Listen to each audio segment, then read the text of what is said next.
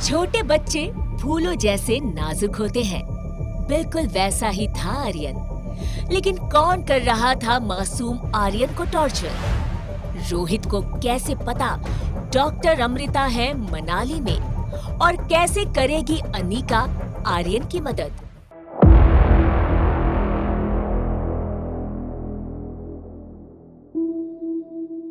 सनी की आंखें उसके लैपटॉप की स्क्रीन पर जमी हुई थीं।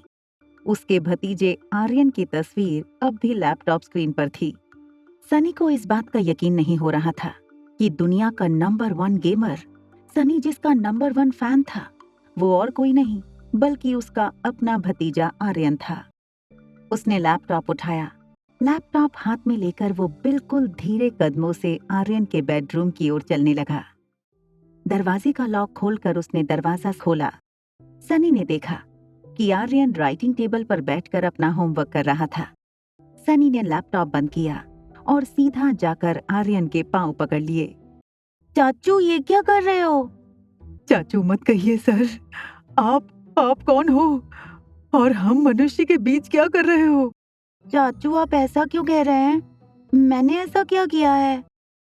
समझ गया मैं। It's a top secret. मैं भी वादा करता हूँ आपके इस सीक्रेट को सीक्रेट ही रखूंगा। एक आर्मी सोल्जर की तरह सनी ने आर्यन को सैल्यूट किया और वहां से चला गया। अनिका अपनी स्वीट में पहुंची। उसने बेडरूम में जाकर देखा तो हमेशा की तरह रिया अपने कानों में हेडफोन लगाकर टैबलेट पर अपनी गेम्स खेलने में बिजी थी। बेटा, मम्मा का फोन खराब हो गया है। Can I use your phone? ठीक है, you can keep it. Thank you my love. Bedroom से बाहर निकलकर अनिका ने रिया के फोन में अपना सिम डाला। अनिका ने जैसे ही सिम कार्ड डाला, उसका फोन बजने लगा। अनिका ने जैसे ही कॉल आंसर किया, सामने से राजलक्ष्मी की आवाज आई। Where have you been, ma'am? मुझे लगता है मिस्टर रोहित मारवा को पता चल गया है कि आप मनाली में हो। मैम, आई एम श्योर वो आपका मोबाइल ट्रेस कर रहे हैं। It's a very big trap. Rajlakshmi please, Rohit Marwah इतना बड़ा बिजनेसमैन होकर एक डॉक्टर को क्यों ट्रैप करेगा? अनिका और राजलक्ष्मी की बात चल रही थी, तभी कॉल वेटिंग पर गौतम गुलेरिया का फोन आया। मुझे इंपॉर्टेंट कॉल आ रही है, मैं तुम्हें बाद में कॉल करती हूँ। ये कहकर अनिका ने सेकंड लाइन की कॉल एक्सेप्ट कर ली। कॉल कनेक्ट होते ही गौतम की भारी आवाज अनिका के कानों पर पड़ी। ज्योति इज क्रिटिकल। उसे लाइफ केयर हॉस्पिटल में एडमिट किया है और उसके पास ज्यादा वक्त नहीं है। गौतम ने इतना कहकर फोन डिस्कनेक्ट कर दिया। अनिका की मां के गुजर जाने के बाद एक ज्योति बुआ ही थी जिसने अनिका को अपना समझा था। तभी ज्योति बुआ की बेटी प्रीति का फोन आया। मम्मी को बचा लो, दीदी बचा लो। ये लोग कह रहे हैं कि अगर तुम फिक्र मत करना प्रीति, मैं आ रही हूँ। बुआ को कुछ नहीं होने दूंगी, आई प्रॉमिस। वहाँ रोहित के प्रेसिडेंशियल स्वीट में डोरबेल बजी। सनी ने आईवीआर से देखा। आर्यन की टीचर मिस मैरी आई थी। दरवाजा खोलते हुए भी सनी को हंसी आ रही थी। सनी ने एक बड़ी स्माइल देकर मिस मैरी से कहा, welcome teacher, may you have a good training session. Mary ने सनी को एक एंग्री लुक देकर दरवाजा जोर से बंद किया। बेहद गुस्से में मैरी जब बेडरूम में आर्यन की तरफ मुड़ी, आर्यन राइटिंग डेस्क से उठकर टीचर के पास गया, फिर अपने हाथ की रूलर टीचर को दे दी और अपना हाथ आगे कर दिया। तुम जानते हो मैं तुम्हें पहले ही सजा क्यों दे देती हूँ? क्योंकि मुझे पता है कि तुम बिना गलती किए रह ही नहीं सकते। आज की होने वाली गलती के लिए ये तुम्हारी एडवांस सजा थी। चलो जाओ, अब कल दिया गया होमवर्क दिखाओ। आर्यन उंगलियां मसलता हुआ अपने राइटिंग डेस्क के पास गया। उसने अपनी वर्कशीट निकाली और मैरी के हाथ में दे दी। वर्कशीट चेक करती हुई मैरी ने धीरे धीरे अपने एक्सप्रेशंस बदलना शुरू किया और फिर वर्कशीट दोनों हाथों में पकड़कर फाड़ दी। अब मैरी की आवाज ऊंची और स्ट्रिक्ट हो गई। What is this Aryan? तुम कभी कोई काम ठीक से क्यों नहीं कर सकते? मैंने तुम्हें हिस्ट्री का होमवर्क दिया था और तुमने यहाँ मैथ्स के प्रॉब्लम सॉल्व किए हैं। तुमसे ज्यादा बेवकूफ बच्चा मैंने अपनी जिंदगी में नहीं देखा।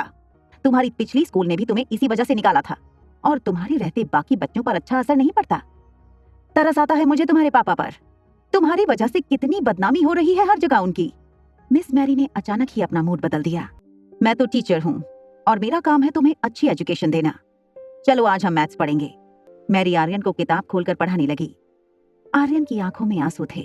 हॉस्पिटल जाने के लिए अनिका अपने स्वीट से बाहर निकली। लिफ्ट का दरवाजा खुलते ही अनिका लिफ्ट में चली गई। दरवाजा फिर खुला। सामने से मिस मैरी अंदर आई। मैरी ने ग्राउंड फ्लोर का बटन दबाया। जैसे ही लिफ्ट चलने लगी, मैरी को एक कॉल आया। अनिका ज्योति बुआ की तबीयत को लेकर टेंशन में थी। तभी उसने मैरी को एक अजीब बात करते सुना। उसे सेकंड स्टैंडर्ड की पढ़ाई करवाती हूँ और सवाल 6 स्टैंडर्ड के पूछती हूँ।